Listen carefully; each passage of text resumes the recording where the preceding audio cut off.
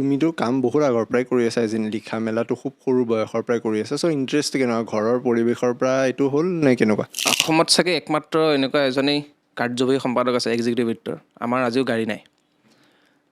গতিকে সেইকাৰণে সৰুতে মোৰ চাইল্ডহুডটো এনেকুৱা আছিলে যে, কাৰণ মাৰ সেই সময়ত ট্ৰান্সফাৰটো আটকি আছিলে, হোৱা নাছিলে। ছাপ'জ কোনোবাই 1,00,000 টকা দিলে তোমাক এটা লিৰিক্সৰ কাৰণে, আৰু মই পাগলা হৈ যাম, লিখিব নোৱাৰিম।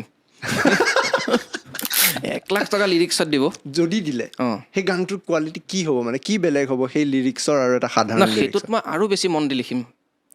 চাপ'জ মোৰ গান এটা কেতিয়াবা কি হয় যে পইচা নাপাওঁ, কিন্তু এগৰাকী বিৰাট ভাল ছিংগাৰে গাব, মই ডাঙৰ ছিংগাৰ বুলি কোৱা নাই, কিন্তু যদি দেখোঁ যে পইচাও দিছে কিন্তু ছিংগাৰগৰাকী শব্দই ক'ব নোৱাৰে, তেতিয়াতো যিয়ে নিলিখা আল্টিমেটলি যদি বেয়াই গায়, মইনো কিয় মানে এফৰ্ট দিওঁ, সেইটো গান নচলেও।